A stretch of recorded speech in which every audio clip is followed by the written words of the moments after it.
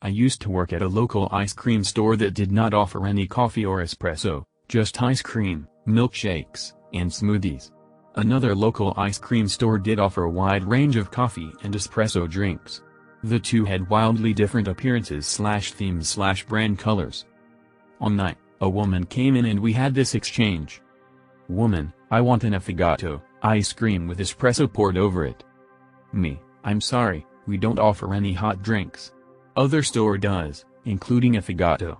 They are located a few blocks up the street. Woman, don't be ridiculous, give me an affogato. Me, I'm sorry, I don't want to be rude, but I believe you must have confused this store with other store. Woman, no. I've had it here before. Why won't you give me one? Me, I'm really sorry, I just can't give you something I don't have. Other store is just up the street on the Woman, I want to speak to your manager.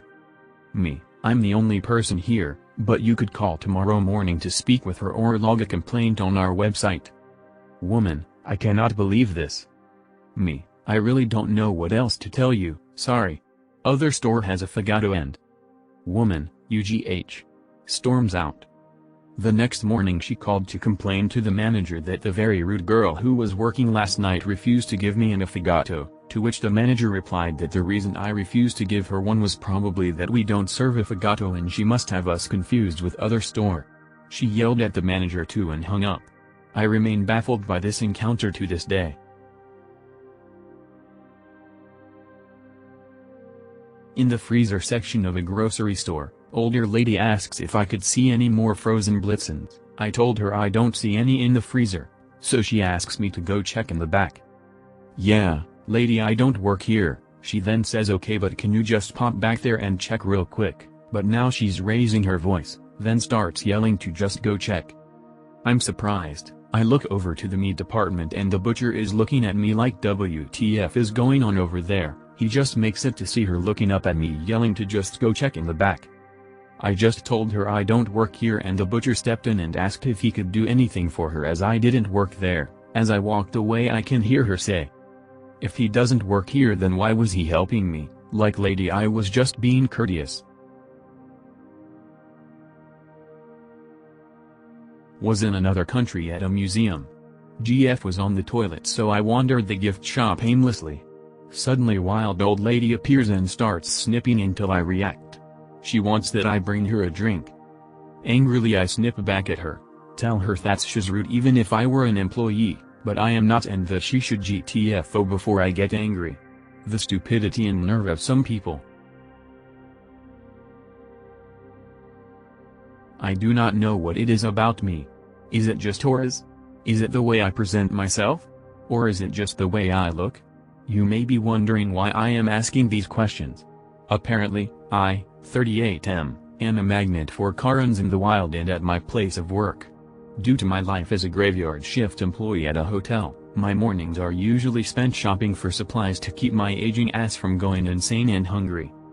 Location, the Bullseye store in a Texas city. Date, 2 months ago. / of Karens, 1 speaking. 6 observing. On this particular day, I had a typical night. Those who work in the hospitality business know we never use the Q word. No major issues, everybody checks in with no hiccups, essentially, any normal average night. Upon the morning, I decided to go to my local Bullseye store for supplies. Unfortunately, my usual wall of marts was out of the supplies I needed. As I entered the grocery section, I got my necessary items with hardly any issues. I then turned towards the men's clothes section to pick up some needed garments. While I am searching for the right size, I felt a jab into my shoulder. I turn and see a woman in her mid-50s, blonde hair, cross necklace, in mid-90s fashion. We'll call her Karen. I think, oh, God. Not again. Karen, excuse me. A man of your stature can help me in this place. Me, ma'am, with all due respect, I do not work here. Karen, don't give me lip, boy. Just do what you are hired for and help me. Me, let out a very audible sigh. Karen, grabbing my shirt, be a good manager and help me. I notice an old friend working in the jewelry section set between me and the woman's section. Me, Jules. Jules, not her real name, hey, op. What's going on? Little did I know, there were 6 other ladies behind Karen now, and they were all staring right at me. Almost as if they all want to talk to me and think that I'm a manager there. Why? My normal work shirt is blue, but it was being washed and I had gone to work wearing a deep red button-down shirt.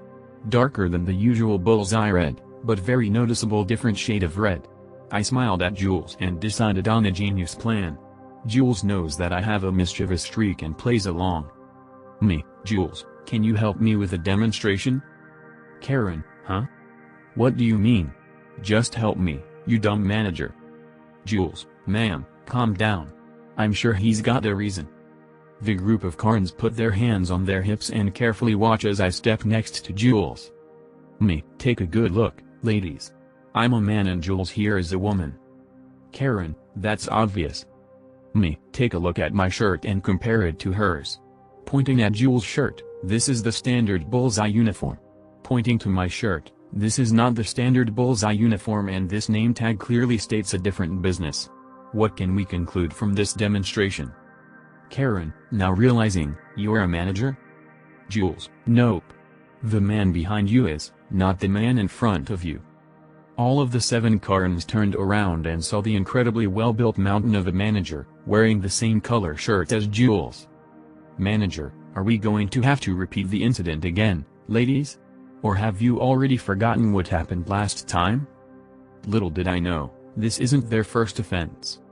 The Karens then apologize to me for assuming that I am an employee and quickly disperse. Jules, I think I may have to question my friendship with you. I don't want the curse of the Karens to rub off on me. In the 1990s I was the lighting guy for a summertime outdoor music venue in Brooklyn, New York. They asked for a donation of $3 to enter. This means that they asked you to pay, but would have to let you in if you gave them nothing. The person that booked the acts was great. We did 2 shows per weekend, Friday and Saturday, and the acts were widely varied. One weekend was dance, so they'd book some top-flight modern dance company like Martha Graham or Alvin Ailey, and the next night would be some unknown, but really good, dance troupe, or another top-flight ballet company. The idea was no 2 shows were even close to being the same genre.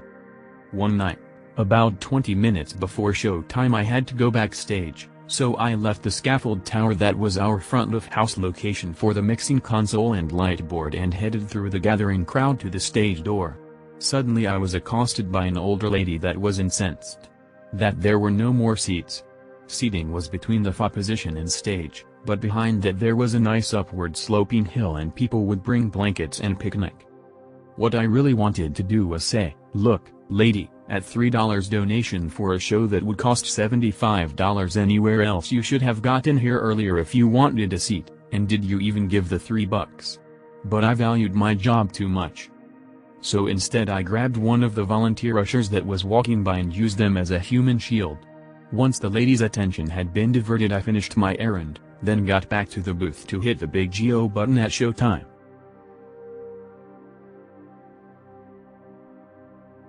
Bit of a constant occurrence.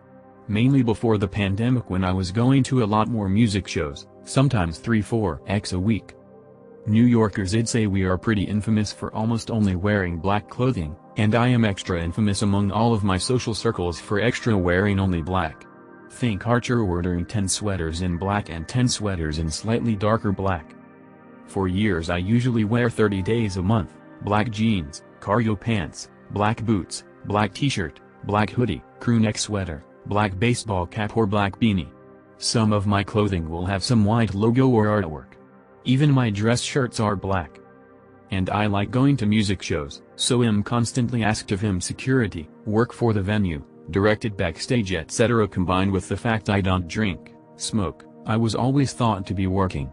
Eventually gave up on redirecting people, so I took a lot of drunk people's drink orders while I jammed out to the music. The best one was when it actually paid off. My friend was photographing for a music show and needed another hand. G. Jones for anyone interested. He couldn't get another press pass on such short notice, but it wasn't a problem since I 100% looked like I belonged. I wore a black and white hoodie that happened to look like the artist's merch, and not a single person questioned me. That plus a hefty camera in my hand, Security let me anywhere I needed to go for pics. And a bunch of my photos ended up published, under my friend's name, but it's alright.